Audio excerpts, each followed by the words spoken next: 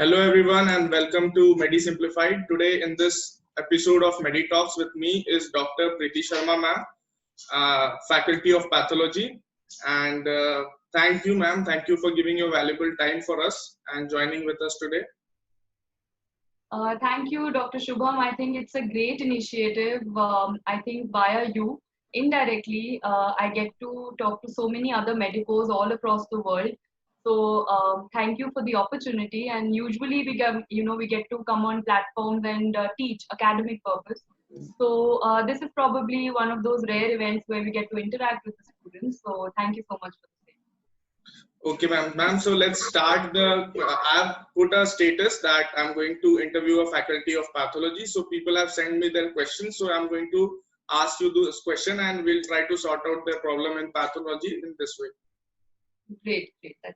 Okay, so the first question was, when and how should one start preparing for pathology, and which books should they refer when in initial days when they are preparing for patho first time? Okay, so there are two parts to this question. Firstly, when? So when I think the best time is in your second year MBBS when you've just started with second year MBBS. I think if you start reading, that is the second part of your question, that's Robbins. I think that is what we call as the gold standard of pathology. So yes, it's a tough task. Finishing Robbins, as we say, cover to cover is very difficult, and I don't think anyone is ever able to achieve that. But yes, that is exactly what you have to do. You have to study path from Robbins, and no other guidebook, or not any book which gives you short notes or question answer form. That's not the right thing to do. So ideally, you have to study it from day one of second year, and it's an ongoing process because you know that pathology is going to be the big foundation of medicine. So you are preparing in a way for your further subjects also by studying that. So first, right from second year, you have to start from day one, and Robbins has to be your Bible. Robbins is your gold standard book for the preparation. Okay, ma'am. So now all 19 subjects are important for medical students, but sometimes what happens when you're preparing for some exams, due to short time intervals, due to lack of timing, we tend to leave some subjects. Okay, so let us know the importance of pathology and whether students can afford to leave this subject in any exams. Okay, so let me just explain this to you with a very short story that if you plan to leave pathology or if you plan to leave your foundation subjects like path, pharmacology, physiology, and then you plan to go in your third year and final year and directly start with your entrance exam preparation by joining some coaching institute or any online app or online platform. So what is the approach that you're taking? You are just reading everything in a concise manner. You will read probably medicine in 80 hours. You will read pathology in 45 to 50 hours, and that's about it. So you will probably get a lot of information with yourself, but where will you lack? You will lack in your concepts. And everyone knows that now we are not getting one-liner questions in the exam. We are getting clinical history. We are getting conceptual stuff. So if you think that by reading 40 to 50 hours of a subject in a concise manner without going into your basics and without reading your standard textbooks at the right time, that is second year for pathology, then medicine and further subjects are going to be very, very difficult. If you plan to directly jump to Harrison without having a base of pathology, and I think pathology or Robbins is like a mini Harrison for me. If you actually read pathology from Robbins, you will see that it covers everything starting from the very first year subjects right up till medicine. It includes a full spectrum of all subjects in it. So you cannot afford to leave pathology as a subject, or for that matter, your basic sciences. You cannot afford to leave them and directly jump on to medicine. I think that would be a blunder on for any student, and I've seen students doing this and regretting it later on a lot. So please, it's a sincere request. No student should take these foundation subjects lightly at all. Okay, ma'am. So basically everyone should cover the whole subject whenever they are preparing. If but due to lack of time, as I said, many people face this. So someone is not able to complete the whole pathology, okay, from wherever he is planning to study and revise it. So for the exams like FMG and NEET PG, so what is the minimum part of patho that one should cover at least for going in any exam? Okay, so how do we divide path? We have general path, then we have systemic path, we have hemat, and we have blood bank. Okay, So, the beauty of this subject is that a part of pathology is what I say is specific to pathology. That is general path. Whereas when you talk about systemic path and when you talk about hemat, there is a considerable overlap that you also know that you see with medicine or surgery or OBGY or say orthopedics. A lot of systems, all the systems are overlapping with them. So if there is a very severe time crunch, you've never studied this subject earlier, and you're in a big crisis, then the part of pathology that you have to cover, and there's no escape because you will not find that in any other subject in so much of depth, that is general path. And if you analyze the previous year papers, be it any entrance exam, be it the MCI exam or the NEET PG or Central Institute exam, you will realize that 60 to 65% of the question paper of PATH is set from general pathology. It is from general path. So you cannot afford to skip that particular portion. So yes, if you're in a time crunch, then at least minimum general path is what has to be covered. Okay, ma'am. So then now the next question is a common problem for everyone, including me, that how to identify the different images in pathology. It's a problem with all the students. So would you suggest any specific approach to follow this problem, or how should one, and one more thing is, how should one remember this whole, that you, as you said, that it covers from first year to the last year's subject. So how should one remember all the stuff from path, as it is a very vast subject? Okay, so first part of the question, I was actually waiting for it because I think if frequently asked questions have to come in pathology, that tops the list. How to identify images. So, to begin with, my first line, might sound a little cliche, and you might feel that, it's very easy to say, because I'll say there's only one way of learning images, that is revision and practice. So you might say that, it is, man, easier said than done. Everyone says this for everything, that revision is what is the key to it. It's not that easy, I understand. So, the approach that I would feel that you should follow, and now it's so much more easier for students to follow this with so many sources in the market. I think that has its own pros and cons. Let me tell you, like when you're talking about images, when you're talking about histopath, especially the pink and blue images in pathology, which everyone is very scared of. First mistake that everyone does, if today you want to see an image of Barrett's esophagus, what would you do? You would pick up the internet, search Barrett's esophagus, go in the images section, see the first image, take a screenshot and send it to your friend. Now you're not aware whether that is Barrett's esophagus, that is not Barrett's esophagus, and you've learned something incorrect out of it, and you've made your concept all the more faulty. So first, for images, only and only pick up a standard textbook. Your wish which standard textbook you want to pick up. I would recommend Robbins, but I leave that entirely to you. So first, if you're making your concept, don't make it from internet or don't make it from any random source which is not a standard source. Make it from a standard textbook first. Then I do understand, like I gave you the example of Barrett's esophagus. If you've seen one picture of Barrett's esophagus, examiner might give you some other photo. And many students have this habit that, look at a picture and okay, learn it. Like how we used to do it when we were in second year. I don't know whether you guys also used to do this or not, but a second year slide in practical, how did we identify it? The slide is open from one corner. There is something scribbled on the slide. Everyone does it like that. But in the NEET PG or the MCI exam, it's not that, if you can remember that, okay, Barrett's esophagus slide has one round cell in the corner, I'll pick it up in the exam like that. No, examiner will give you some other slide of Barrett's esophagus. So here you have to make your concept. So what is the way to do that? First, you have to see your standard textbook.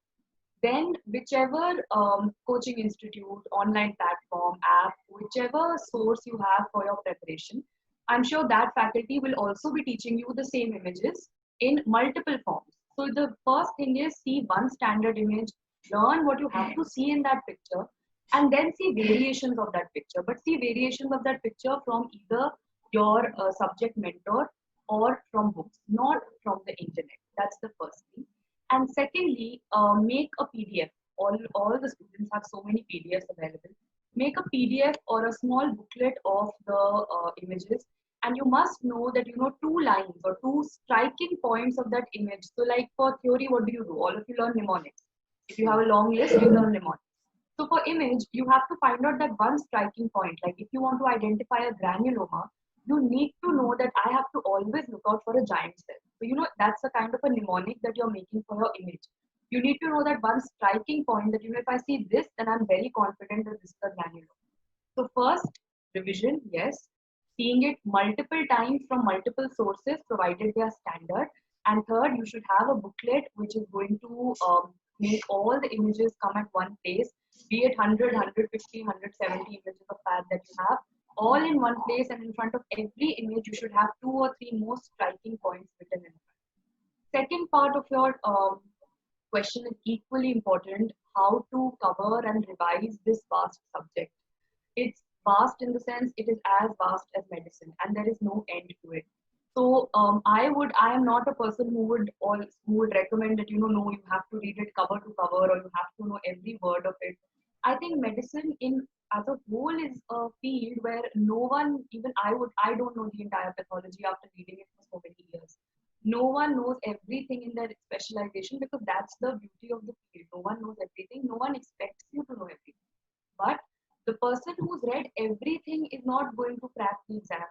The person who's read the most relevant things, and probably what everyone tags as smart study.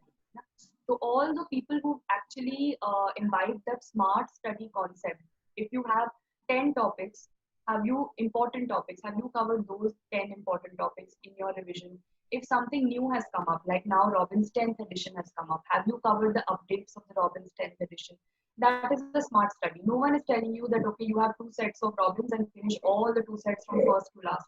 No one can do that. And even if you do that, you will never be able to revise it. So I will never vouch for that. I will never promote that. So how to cover this vast subject is first, do all the topics which your faculties have told you as important topics, as the must know topics, the 5-star topics. Then after, if you have time, you go in for the next set, which are should know topics. We always call them, first should be the must know, which you can't escape. Second, if you have time, you go in for those. And yes, if you are very intelligent and you have a good memory, then no one's stopping you to read. It's a sea, it's an ocean. You can read as much as you want, but the must know have to be covered. That's a necessity. Okay, ma'am. So now the next thing is, as most of the exams are going towards clinical approach, right? So how to get a clinical orientation of pathology from the patho itself, because, or any specific book which one should refer for getting this clinical approach? Exactly what I said. If you, like I said, if you start reading pathology from a good textbook, what the guidebooks or probably the review books or concise books that everyone comes to in the end, and everyone has to, there's no problem in that. But that, what will it say? It will give you a topic and it'll tell you, okay, the slide is showing you these 5 points and this is pathology, that's it. But that doesn't tell you that how does it correlate with the patient's clinical presentation. Like a patient of, for example, myocardial infarction. Now, pathology will just tell you that, on autopsy, these are the heart changes that you will see in a patient of myocardial infarction. But how did the patient present? What were the ECG findings? What were the cardiac enzyme status? What was all of that? That is something that you will get from medicine. So I would specially tell all the second year students that, you should make one notebook for every system. And now a lot of students have started doing this, because next is what is everyone expecting by the time they come up with their entrance exams. So you should have one system or one copy for, say, GI tract. So starting from the anatomy, then the physiology, then the pathology, then the pharmacology, then the medicine. That is how it should continue over the years. That is how it should continue. So that is one way of doing it. Second, if you are probably too late, you have passed, 2 or 3 years, and now you're in your final year, so then that's not a possibility that you make one register. You don't have so much of time. In that case, whenever you're reading a particular, it's not possible that you start reading one system from 19 subjects. It's very impractical. But when you're practicing MCQs, at least MCQs you can practice in an integrated manner. At least you can decide that, if I've finished 3 subjects, say I've finished physiology, I've finished path, and I've probably finished, say, pharmacology. So at least when you're practicing MCQs, you can say that today I'll do the MCQs of GIT from physio, path, and pharma. So maybe you cannot have a theoretical integrated approach when you've crossed a certain number of years in your MBBS. But certainly when you're practicing your MCQs, integrated approach will automatically help you get that clinical touch. And secondly, students, I think in their MBBS, there is no greater exposure to anyone than you for your clinics. So when you're attending your clinics, when you see a case, I think it hardly takes 20-25 minutes The case that you see in your ward every morning, whatever you've learned in your clinical posting, if you just come back and read that from any book, you have so many guidebooks in surgery and medicine, which all of the students read. If you just read that for 20-25 minutes, automatically you will start developing that clinical orientation that is required. So I think during the curriculum of MBBS and finally in your internship, that is when you develop the clinical skills. And clinical orientation per se, MCQs can teach you, yes, but clinical inclination is something you develop as you see patients. So that is something you should try to do right from the beginning when you're going into your wards. I think that is the ideal approach for this. Okay, ma'am. So the next thing is, can what from in the COVID-19, something from COVID-19 which we can expect in the upcoming exams, like as it is No, the. no, not something, not something. Everything on COVID-19 you should expect in the exam. But having said that, see, diagnostic modalities, because we are also currently, if you see, we are in a very primitive stage, I would say, for everything about COVID. Everyone's learning on a daily basis. But I would say that, questions on COVID would be whatever you're seeing around you. If you're doing your COVID duties, how is waste disposal being done? What is the technique of PPE? How is PPE being discarded? How are samples being discarded? If you've taken a sample of blood sample of a suspected patient of COVID and the patient's turned out to be positive later on, how will you discard his blood sample? Similarly, what like RT-PCR is being done currently as of now. So what is the methodology being applied? So I would say more of going, because research articles, everyone is getting to know the disease. You don't have to go and start reading every research article on it. No, you just need to be aware of what is happening in the wards and the COVID hospitals around you. What is the practical application and how are they practically actually handling that? What are the protocols? So AIMS has published a protocol on their website. WHO has given a protocol. The standard things which are being published as of now, those are the things you would expect with all practical applications of what is going on. Not too much of deep research, because I think that is ongoing and that will go on for many years to come here on.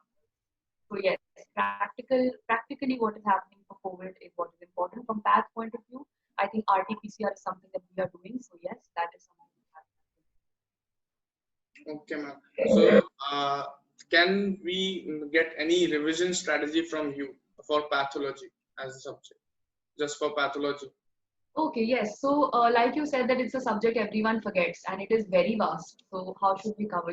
I have always followed one strategy which has worked very well for me during my preparation, and I'll share that with the students. It might just help others also. I call it the 24-hour, 48-hour strategy. What is that? So today, for example, I spent 2.5, 3 hours. I read cell injury chapter. Okay, one chapter of pathology I read today. So what do students do? In 1 hour, they'll read the chapter, then immediately they'll sit down with their MCQ book, tick, tick, tick all the questions, and they'll feel very confident that I have marked out of 100, I got 95 questions right. I know cell injury very well. After 4 days, when their friend asks them something about cell injury, then they feel that they forgot. So how do you prevent that? How do you manage that? You keep that retained within your memory. So today, if you've read cell injury, don't solve MCQs today. Just read today cell injury from whichever notes, textbook, wherever. Just read it and learn it once. After 24 hours, that is the next day, practice MCQs. So what will that help you do? Two things. One, it will help you recall, help you analyze that after 24 hours, how much could you actually retain in your brain? Secondly, whatever you read theoretically, how much could you apply in MCQs? So after 24 hours, you're supposed to answer MCQs. You will automatically feel you could answer 75%. 25% either you forgot or they were new topics, you've not read them in your notes, so you will add them. The following day, that's after the second day, the 48 hours later, you will now come back to your notes and revise it. Obviously, if first day took you 3 hours, revision will probably take you 45 minutes or 1 hour maximum. So basically, on first day, read a topic, but don't practice the MCQs there and then. Everyone will get it right. That's not the right thing. After 24 hours, practice the MCQs.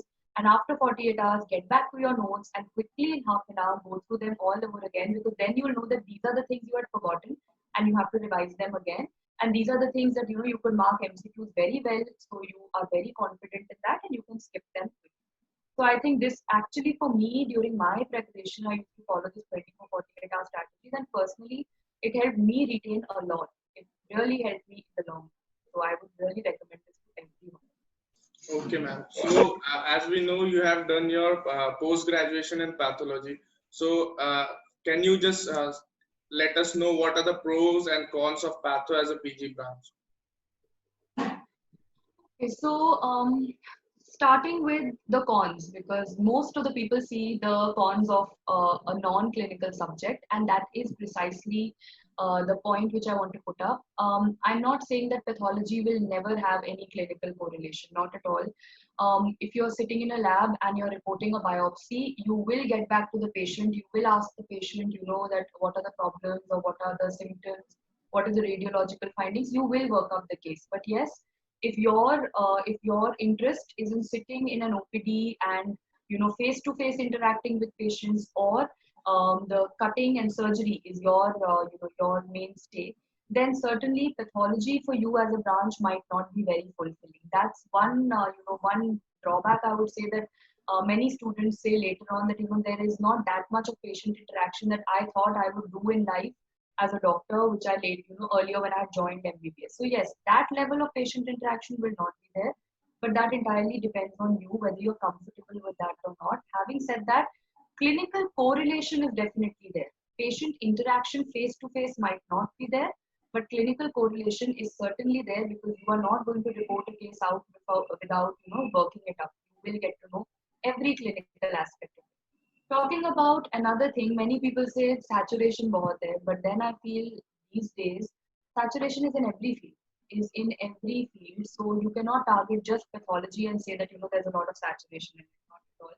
That's a part and parcel of every field, and actually there is not. There are so many private labs opening up. There are so many super specialty hospitals coming up. We have vacancies coming out everywhere. So I personally don't feel that saturation is something that should be targeted, and because of that you should not take up pathology. Not at all.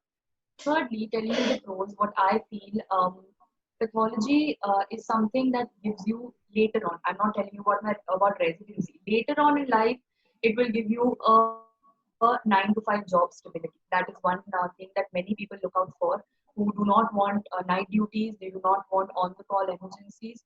So yes, I'm not saying residency. In my residency, I was working from 8 in the morning till 10 at night. So residency depends from different hospitals to hospitals. So where I was working, it was very hectic. But yes, once your senior residency is over, after that, life does come down to a 9 to 5, which many people are looking out for. So that is one definite pro. And secondly, I think it's a diagnostic branch. And if that is what gives you the satisfaction of giving the patient a report, a cancer will not be treated until you label it as a cancer. The clinician cannot start the treatment until you tell him whether it is a benign or a malignant tumor. So ultimately, when you have that responsibility on you, that it boils down to you, that the patient's outcome is finally, and treatment is going to depend on your report. I think that as a doctor is very satisfying. So yes, every branch has its pros and cons. Personally, for me, I took up pathology as a choice, and I down the years, I have never ever regretted taking the subject or the field in any way, because I have never even felt the lag. We go for FNACs, we do meet patients. So yes, I'm not comparing myself to a medicine person or a person in a clinical branch. Obviously, their clinical interaction is way more. So ours is obviously lesser. But yes, the satisfaction of signing out a report and knowing that how the patient responded to the treatment, which was based on your report, is as fulfilling as a patient interaction. So I would say that if you have that, if you're interested in diagnostics, then pathology is something you should certainly would. Okay, ma'am. So, ma'am, any message to all the students who are watching, who will going to watch this video from your side? Yes, so having said a lot of academic stuff, okay, you will study, and everyone, it's a long journey. And many people think that, okay, NEET PG is what we are targeting. Trust me, NEET PG is also just the starting. Once you get your seat, you realize that, that was something which was very primitive. The actual journey has started now. So I would just say that yes, study regularly, study from the first day. But what I'm seeing around a lot is a lot of mental pressure that is being created. I don't know whether that is the peer pressure or that is the pressure with so many sources coming out in the market. But students are feeling very pressurized, and I think that is not the right thing to do. Don't lock yourself up. Have your, don't think that you have to study 14 hours a day from day one. No, don't do that. I mean, when you entered your MBBS, you're what, 18 years of age. You are not supposed to do that at the age of 18, that lock yourself up and study all your life. Study, yes, study for a living, study to be a good doctor, study for knowledge, but have your own life, have your own set of hobbies, have your extracurricular activities, spend time with your friends, with your family. Many people in this process of 10, 12, 15 years of study, they have no idea what is happening at their home. They have no idea what is happening in their families. So I think don't lock yourself up. Don't make MBBS as your entire life. Yes, study, strive to be a good professional in your field, but at the same time, you need to pay equal attention to other aspects, and I think that really helps as a stress buster. If you keep focusing on MBBS, NEET, PG, MCI exam and your entrance, you will unnecessarily get mentally exhausted. So please, and what I'm reading and hearing all around nowadays, with so many, sad news and cases that are coming up. So please do not do that. That's my sincere request. Study, yes, it's very good, but do not, lock yourself up and do not detach yourself from the entire world. You have to be equally involved in every sphere of life. I think that's what an actual all-rounder is. And doctors are supposed to be all-rounders. They don't have to be just, bookworms. That notion has to be broken for sure. Okay, ma'am. So thank you for joining with us, and hope this session serves the purpose for which we did it. So thanks a lot. Thank you. Thank you so much. Thank you for giving me the opportunity, and I hope I can get in touch with students via you. So it's a great initiative. Thank you so much. Thank you.